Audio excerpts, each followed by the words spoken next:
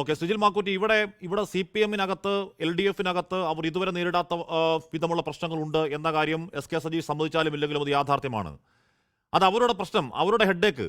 നിങ്ങൾ മത്സരിക്കുന്നത് ജയിക്കാൻ വേണ്ടിയല്ലേ? അപ്പോൾ നിങ്ങൾ നോക്കേണ്ട നിങ്ങളുടെ കാര്യമല്ലേ? അതിനാദ്യം ഉണ്ടാവേണ്ടത് എന്താണ്? ഒരു കരുത്തുറ്റ സ്ഥാനാർത്ഥി പട്ടികയല്ലേ? അത് വളരെ നേരത്തെ തന്നെ പ്രഖ്യാപിക്കണ്ടേ? കാര്യം ഇത് സാധാരണ സാഹചര്യമല്ല. ഒരിക്കൽ കൂടി നിങ്ങൾ അധികാരത്തിന് പുറത്തു നിന്നാൽ നിങ്ങൾ ഡിസിൻറ്റഗ്രേറ്റ് ചെയ്തു പോകുന്ന വല്ലാത്ത സാഹചര്യമാണ്. ആ സീരിയസ്നെസ് നിങ്ങൾക്കുണ്ടാവാത്ത എന്താണ് റിജിൽ? പ്രതിപക്ഷ നേതാവ് ഈ മാധ്യമങ്ങളോട് ചൊടിച്ചാൽ മാത്രം കാര്യം നടക്കുമോ? ശ്രീ ഹാഷ്മി, ഞാൻ നേരത്തെ തന്നെ പറഞ്ഞു, നിങ്ങൾക്ക് ആശങ്ക വേണ്ട, ആശങ്ക ഞങ്ങൾക്കില്ല. ഞങ്ങളുടെ സ്ഥാനാർത്ഥി പട്ടിക നാളെ തന്നെ ബാക്കിയുള്ള സ്ഥാനാർത്ഥികളെ പ്രഖ്യാപിക്കും. അതോടുകൂടി ഞങ്ങൾ കളത്തിലിറങ്ങാൻ പോവുകയാണ്. കളത്തിലിറങ്ങാൻ ഞങ്ങളിപ്പോൾ കളത്തിൽ നിറഞ്ഞു നിൽക്കുകയാണ്.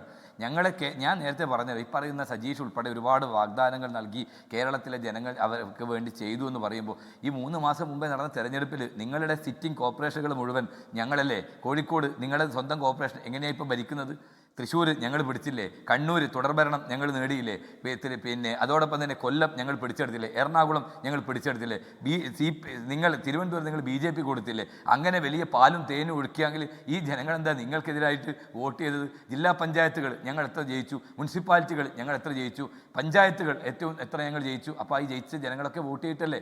ആ 3 മാസത്തിലെ ജനങ്ങൾ വോട്ട് ചെയ്യുമ്പോൾ അതിനപ്പുറത്തേക്കുള്ള മാറ്റം നിങ്ങൾ 3 മാസം കൊണ്ട് എന്താ ഇവിടെ കൺകെട്ട് വിദ്യ നടത്തിയിട്ടുണ്ടോ?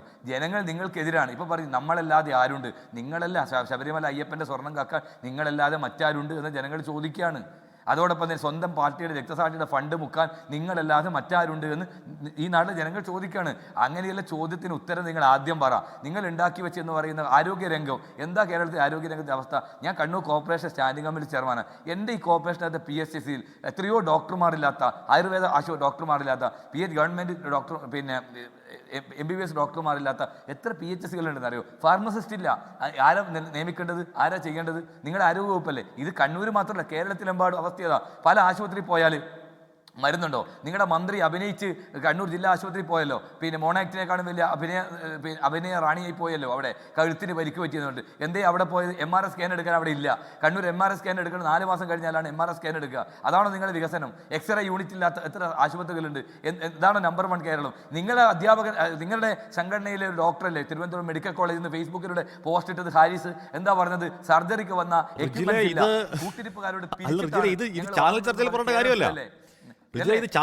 പറയേണ്ട കാര്യമില്ല. ഈ കാര്യങ്ങളൊക്കെ പൊതുനിരത്തിൽ നിങ്ങളുടെ സ്ഥാനാർത്ഥികൾ, നിങ്ങളുടെ പ്രചരണ സംഘങ്ങൾ കേരളത്തോട് പറയേണ്ട സംഗതിയാ. അല്ലാതെ റിജിൽ വന്ന് ഈ ചാനൽ ചർച്ചയിൽ പറഞ്ഞാൽ വർക്കൗട്ട് ആവില്ലത്. രാഷ്ട്രീയ വിഷയങ്ങൾ ചർച്ചയാവേണ്ട നിങ്ങളുടെ ആവശ്യമാണെന്നേ റിജിൽ. ഹാഷ്മി,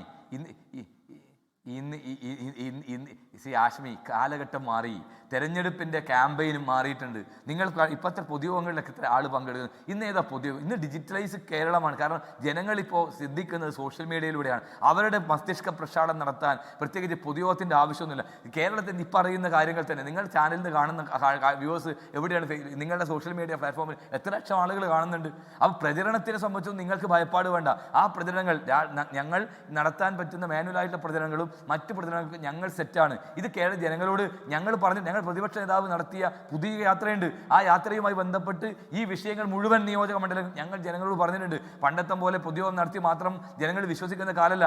ജനങ്ങൾ കണ്ടും കേട്ടും ഓരോ സെക്കൻഡുകൾ കൊണ്ട് അവരുടെ മനസ്സിനെ ബാധിക്കുന്ന വിഷയങ്ങൾ ഈ നാട്ടിനകത്ത് നടന്നുകൊണ്ടിരിക്കുന്നു. അവർ ബോധവാന്മാരാണ്. ഈ സർക്കാരിനെ മാറ്റുക, ഈ അധികാര കൊതിമൂത്ത് ഈ നാടിനെ കൊള്ളയടിക്കുന്ന ഏത് സ്ഥലത്ത് പോയ സ്വർണ്ണക്കൊള്ളയാണ്. ഇപ്പോൾ കഴിഞ്ഞ ദിവസം കവടിയാർ കൊട്ടാരത്തിൽ നിന്ന് സ്വർണ്ണ മോഷണം പോയി. പിണറായി സർക്കാർ കുറിപ്പെടുന്നതാണ് ആ സ്വർണ്ണ കൊള്ളയിൽ പങ്കില്ലാത്ത അവസ്ഥയിലേക്ക്. എവിടെ സ്വർണം കക്കുന്നുണ്ടോ അത് ഇവരാണ്. എവിടെ ഫണ്ട് മുക്കുന്നുണ്ടോ അവരാണ്. ഇപ്പോൾ ഹാപ്പിനെസ് ഫസ്റ്റ് ഞാൻ സൂചിപ്പിച്ചല്ലോ. നിങ്ങൾ അന്വേഷിക്കണം എത്ര കോടികളാണ് അതിനൊക്കെ അടിച്ചു മാറ്റിക്കൊണ്ടിരിക്കുന്നത്. CPM-ന്റെ നേതാക്കന്മാർ അടിച്ചു മാറ്റിക്കൊണ്ടിരിക്കുന്ന കണക്കുകൾ ഓരോന്നോരോന്ന് പുറത്തു വരികയല്ലേ. ഇതൊക്കെ ജനങ്ങൾ എന്താ കാണുന്നില്ലേ? ഇതെന്താ ജനങ്ങൾ കേൾക്കുന്നില്ലേ? അതുകൊണ്ട് ഞങ്ങൾക്കൊരു ഭയമില്ല. ഞങ്ങളുടെ സ്ഥാനാർത്ഥിത്വം നാളെ വന്നാൽ തന്നെ ഞങ്ങൾക്ക് മുന്നോട്ട് പോകാൻ സാധിക്കുന്ന രാഷ്ട്രീയ പരിസരമാണ് കേരളത്തിന്റെ രാഷ്ട്രീയ പരിസരം. അതുകൊണ്ട് ഞങ്ങൾക്കൊരാശങ്കയില്ല. നിങ്ങൾക്കൊരാശങ്കപ്പെടേണ്ടതായിട്ടില്ല. അതിനാദ്യം വേണ്ടത് സ്ഥാനാർത്ഥിയാണ്. സ്ഥാനാർത്ഥിയായിട്ടില്ല. ആദ്യഘട്ട സ്ഥാനാർത്ഥി പട്ടികകൾ ചോദിക്കുമ്പോൾ പ്രതിപക്ഷ നേതാവ് പ്രതികരിക്കാതെ പോവുകയാണ്. പ്രതിപക്ഷ നേതാവ് അസ്വസ്ഥനാണ് ഈ ദിവസങ്ങളിൽ. കഴിഞ്ഞ ദിവസം ചോദിക്കുമ്പോഴേക്കും പ്രതിപക്ഷ നേതാവ് പറയുന്നത് അത് മാധ്യമങ്ങളുടെ ക്രെഡിബിലിറ്റി പോകുന്ന ആണെന്നാണ് തോന്നുന്നത്. മാധ്യമങ്ങളായിട്ട് പ്രശ്നങ്ങൾ ഉണ്ടാക്കുന്ന രമേശ് ചെന്നിത്തല പറയുന്നത്. അല്ലാതെ നിങ്ങൾക്കിടെ പ്രശ്നമുള്ളപ്പോൾ മാധ്യമങ്ങളായിട്ട് ഇടപെടുന്നതിനാണ് പ്രശ്നം ഉണ്ടാകുന്നത്.